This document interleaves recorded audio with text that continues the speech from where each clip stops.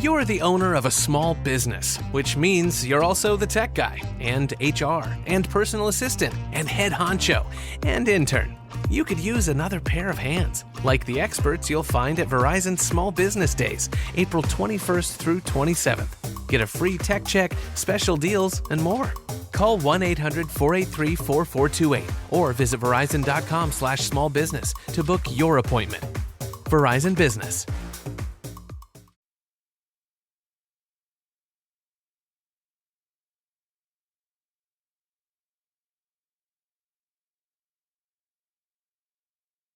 I'm telling you, this is so important because here is everything you need to do as an investor to survive and thrive in a recession. Here on Talking Real Money, I'm Don McDonald along with Tom Cock.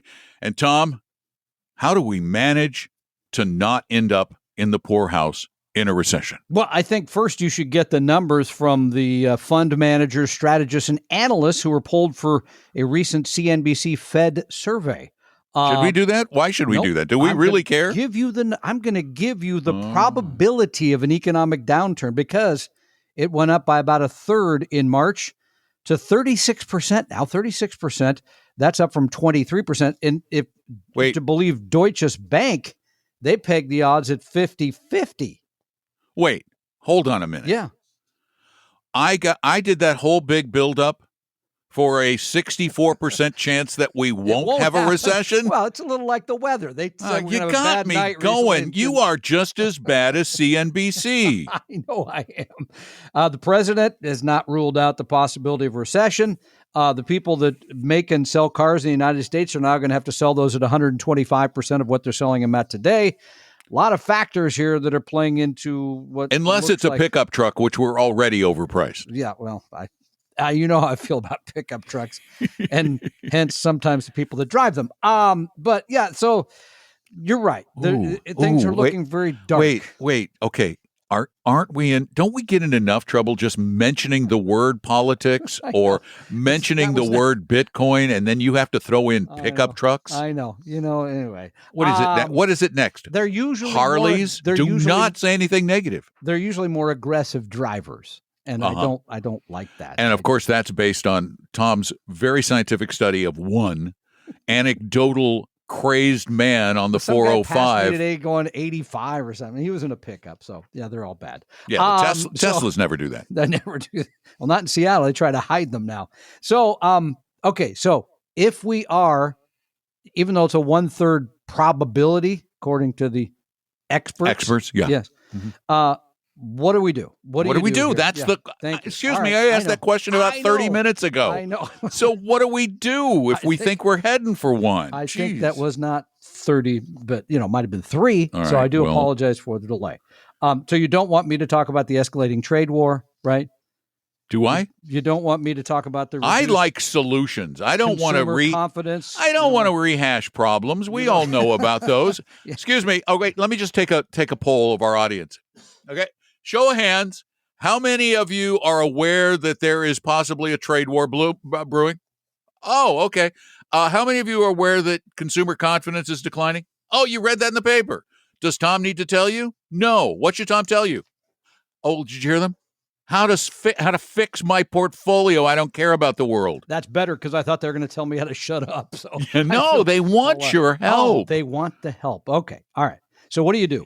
Bad times are coming. It's dark right around the corner or right over your head or right over wherever it is. It's scary ahead. Yeah, so I know. I'm scared. What do you do? What do I do? What do you do? What do I do? I do. Let me think. Make sure I got this right. That voodoo that you do so well. Nothing. What? 0. Thank you. What kind of answer is that? Good luck. Bye. Wait a minute. Because I've already done it, and you've already done it, and people listening hopefully have already done it. But wait, I'm reading this article, and it tells you things not to do. The article you're looking at. Okay, can I tell you first one thing not to do? Yeah, please tell me what not to do. Well, because this is from the Wall Street Journal. A woman by the name of Catherine Faddis has been worried about the direction of the economy. In late February and into March, she traded 20% of her stock holdings for short-term treasuries. Quote, I'm not going to put cash under my mattress, but if I hold a 3 or 6 month or a 1 year, that's the next closest thing, said Faddis, who is in her 50s. And here's the important part, works as a portfolio manager for an asset management firm in Boston. She admits it's a fair trade. I want to know the name of her asset management firm and tell everybody that's a firm you should be avoiding. Yeah. She admits that the tricky part is deciding when to put the money back into the stock market, because being a market timer is not just one trade, it's two, right? Maybe. I guess actually, I've met people that have waited still since 2020. It's multiples if you're doing it right, but the problem is you got to do it right, not just once, not just twice, but then before the next downturn and before the next rise. And the fact is nobody can do that unless they're cheating somehow. No, exactly. Okay, but all kidding aside, what could you have done? Okay. What should you have done already? Yeah. Part one is if you're retired, you probably should have some money already in cash so that you can pay the bills, kind of the bucket strategy, if you will. So that it don't matter what the stock market or bond market, for that matter, is going to do. Now, that is a really powerful piece of advice, because if you have actually planned ahead and have enough emergency money for a year of a market downturn or so, then you don't really have to worry about what your money is going to do in your more aggressive accounts. Not for at least a year. Right. Your longer term accounts, right? I mean, that's really what you're talking about the longer term. That would be one thing. I guess number two for me would be, we do discuss this a bit on the program, so I apologize if we're repeating ourselves. No, we repeat ourselves all the time. It's okay. To do. Understanding risk versus loss. Loss is when you actually sell something and your portfolio's been reduced. Risk is dealing with, acknowledging, understanding the volatility of stocks and also bonds to a much lesser extent, right? The ups and the downs. That's why, for example, we have a free risk quiz you can take to understand yourself emotionally about all this. And that brings me to number two. You got to know yourself before you invest any money. You really do, because people get into all kinds of things and then they find out, whoa, I wasn't prepared to see my money go down by fill in the blank, 15%, 20%, 30%. Could be in Tesla, you're down 50%, right? And so you need to know that, and you got to know your emotional limits and how you're going to deal with them, because you do not want to do what Catherine suggests and has done. Selling. It's outrageous that I wonder, by the way, when I read the piece in the Wall Street Journal, I wonder how many people the reporter had to call before he found that quote. That's the quote that was the money quote, right? Well, actually, Tom, I got to tell you, I believe that it wouldn't have taken as long as you think, because a very large percentage of that thing, that massive behemoth that is everywhere on the planet that we call Wall Street, and it's just a name because it's not really where they are. That industry thrives on short-termism. They could not exist if they weren't telling you things to do immediately, over and over and over again, because that's how they make you perceive they have value. Exactly. That they somehow can see the future. So basically, what you should do about a recession in the future is really what you should be doing from this day on. If you haven't done it yet, whether there will be a recession or not, you should do the exact same thing. Recession or not, you should do the exact same thing. Is that what you're saying? Exactly. You have a plan, you have an asset allocation, you're going to not be taken in. And by the way, is there a cost of all this? Yeah, there is. Because this isn't just something we came up with to discuss on the podcast. There's actual numbers around what this means. The average stock investor earned 5.5 points less than the S&P 500 in 2023, according to Dalbar. This company that looks at the money that goes in. I haven't looked at Dalbar in a long time. I remember the first time the survey came out, I almost fell down. Just to give you some perspective on that. If the market was at 10% per year returns, just throwing out a number. Yep. an average investor, according to Dalbar, would have made by about 4.5%. But yeah, this is 1 year, Dalbar. You can go look at longer periods. By the way, the number for 2023, according to Dalbar, was investors made 21, the S&P made 26. Oh, so it was only 5.5 percentage points lower, not okay, not in 1 year. Right, in that I think in the longer term, it is closer to 3 or 4%, if I remember correctly. But I didn't go in and look at Dalbar. Anybody can go look at that. They publish their results. And there have been, yes, I know, before you write me, some questions about their methodology. But it's a good big picture review because we see the flows going in and out of funds. Guess what people have been taking money out of lately? Oh, stock funds, right? And again, the public, no offense, has tendency to sell after things have gone down, and then has a tendency to buy after they've gone up. And again, the net flow. So what you really don't want to be is something I think we coined 20 years ago when Dalbar started. You don't want to be a Dalbar dummy. That's the person that follows the market and decides, well, the future is so obvious now with the trade wars, with consumer confidence down, all these things. It's obvious that bad times are coming. I'm going to move 20% or more of my money out of stocks into bonds or cash and then get back in. Dalbar can quantitatively show you that has resulted in less money for you. I went back and looked. Since 1988 through their 2024 survey, their 2025 has not come out yet. According to Dalbar, since 1988, the stock market's average return has been 10% per year, but stock mutual fund investors have earned 4.1% per year. Say those numbers again. 10% for those who just bought the index and or the market. Yep. U.S. market and hung on.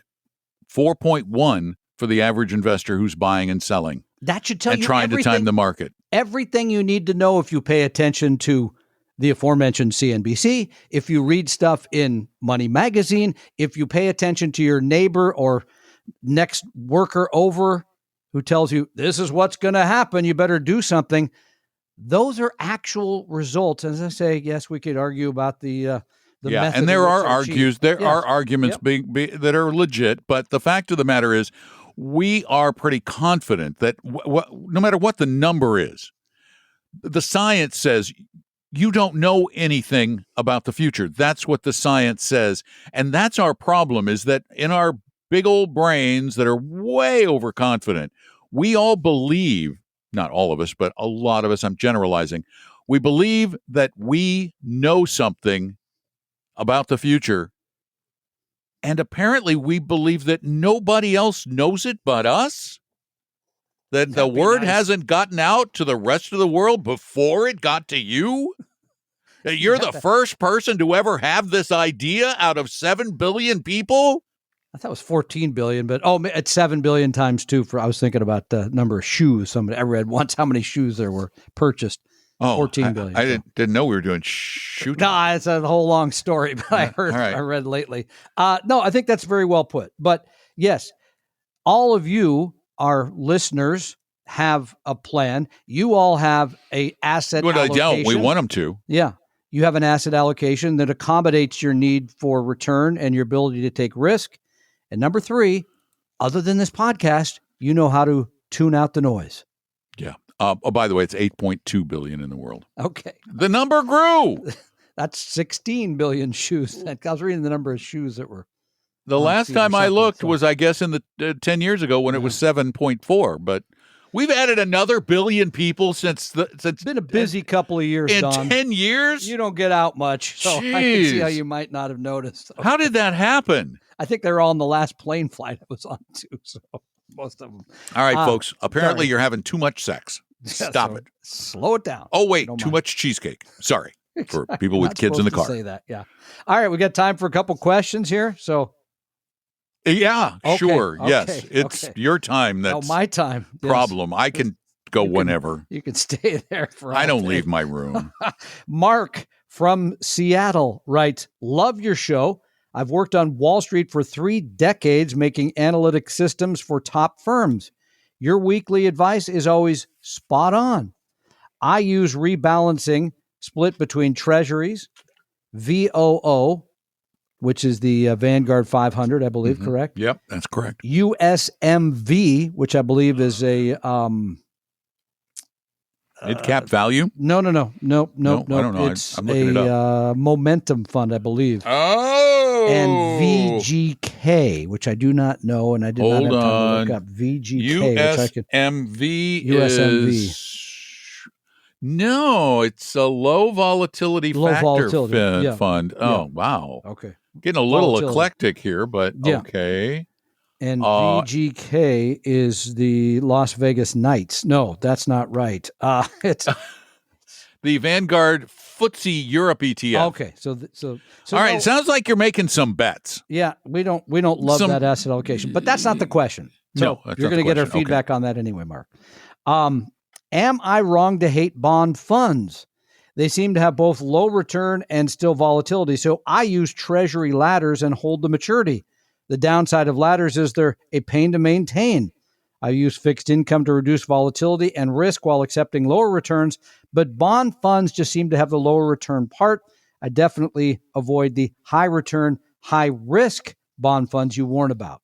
Bond funds, you've discussed this. You're a laddering guy. I love laddering because I can do the work. Yeah, okay. Most people bond fund is fine. It's good. Exactly. And here's the reason.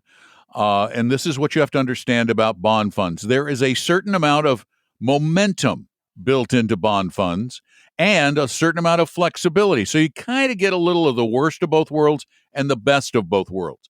What that means is that in an environment of steadily rising rates, your short-term securities, now again, this does not compare well with a ladder. Ladders are great, but compared with other ways of doing this, you're going to either get caught up in short-termism where you're chasing rates. They're going to be all over the place. In a period of rising rates, your rate's going to rise on your short-term things, but in a period of falling rates, your rate's going to fall on short-term things. With a bond fund, you still chase rates up a little bit. You get a higher yield as the old bonds mature and new bonds come in. But on the valuation side, you get some protection from those longer-term securities paying those higher rates over a longer period of time. So, all right, will you look something up while we're discussing this? I look the 15-year return of BND. Oh, absolutely, I have that. I have that at my fingertips. Yeah. So remember, diversification. Okay, you're not going to like the number. I probably won't because bonds haven't paid particularly well for about 15 years. Diversification, low cost, and the work gets done. All right, what's the 15 on BND? 2 1/3. Yeah, 2 1/3%. It is low. It was, and we had the ugly market in 2022, which was only a 13% loss, though. Right. Which again sounds big, but when you put it in perspective, I mean that year. The S&P 500, it lost. Gosh, I'll get the exact number. I'd rather have the exact S&P number. In 2022. No, in 2022, lost 18%. Yeah, I was going to say 20. So yeah. So you're getting a little bit higher degree of safety. Remember that 15-year period also includes a long period of time when rates were low, almost zero. Almost I was going to zero. mention that. So yeah, okay, but I would still use bond funds. I think most of us... For most people, it's a lot easier. It does. Okay, another question from Jeff. And they're basically laddering for you. Exactly. Actually, they're laddering for you. Guess what? They're buying new securities that are paying a little more today than they were, well, can't we say that the last year? So I don't know. Rates have been kind of awkward. They buy Jeff, whatever the market rate is. Exactly. Writes us from Emerson, Georgia. Wanted to get your thoughts on parking money in a vehicle like DTAXX versus putting money into a high-yield savings account.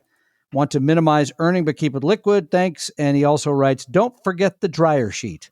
Thank you, Jeff. That's very reference to the laundry room. In the laundry room. The DTAXX, I'm not sure why. It's a Dreyfus fund. Dreyfus, yeah.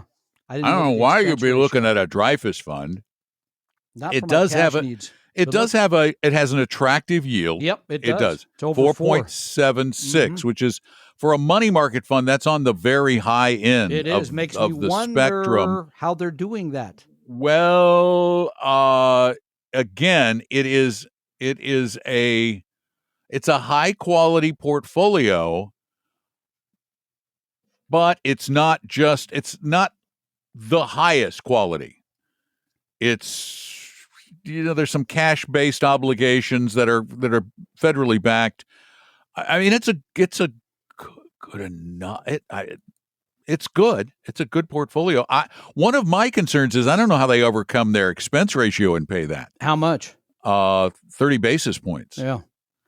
Which for a money market fund is on the high side. I'm trying to figure out where they got a lot of. It's treasuries though, cash. Right? Yeah, but there's something. DTAXX. They've got treasuries, but they do something else because they have. That's the part that always makes me worried about cash. They're stretching their maturities. There you go. Okay, I see it now. Their effective maturity is 2 years. That's not very cash-like. So, in today's world, it's worked because that's where rates are. But I would probably still use a high-yield savings account, Jeff, if I had my druthers. Yeah, I just want to look at the Vanguard Treasury money market, which, by the way, has an expense ratio of 7 basis points. So 1/4. No, same maturity. Same maturity. Okay. Huh. I am trying to figure out why the yield's I'd have to actually pull out a full quarterly report because Morningstar just doesn't give me enough information. No, they only give a very perfunctory look. But I'm just trying to figure out how they. Oh, no, they're under Vanguard. Okay. Oh, sorry. Vanguard's 4.95. Go with the Vanguard Treasury money market. Vanguard's paying 4.9, and it's paying more than the Dreyfus. DTAXX is paying 4.7. Okay. And that is reflective of the expense ratio. Yeah. Turns out. It's about 25 basis points better. Yep. And that's the expense ratio. There you go. What a great example of why an expense ratio makes a difference. Yeah. Especially in this circumstance. So, yeah, that's good. Thank you, Jeff. Thank you, Mark, for your questions. We love your questions. We take more of them. We need questions every week because we use them on the podcast. Sometimes we use them on the radio show. We will answer your questions. We really do. Yeah, we answer them in the order they're received. I've got on the Friday show, I've still got a little bit of a backlog, but I'm within a couple of weeks of being totally caught up. Yeah. We also, though, this is the part that a lot of you podcast listeners are not aware of. And that's the fact that we have a live call-in 2-hour session where we talk to you, like back and forth. That's assuming the fiber gets hooked up at my house. For 2 hours. Yeah, it didn't work so well last weekend. Yeah. I had to do a lot of editing on the show. But you can call us on Saturdays at 855-935-8255. That spells talk. 855-935-TALK. Just call between 3 p.m. and 5 p.m. Eastern time, and we can almost always get you in as long as you don't wait until 4:45 Eastern time to call. Sometimes people do that. And by the way, you want to get personal? You really want to get personal? Yeah, we can do that I really too. don't. Okay, I don't. we could do that. You're talking about business-wise. Yeah. I thought you meant you and me. No, and I just don't want to get that personal. We've avoided it for 30 plus years. Why would we change that now? Get away from me. So you're 3,000 miles away. Well, you are away then. Look how that worked out. Small room. Padded, yes. But if you want a little personal help, you simply go to talkingrealmoney.com and click on Meet an Advisor.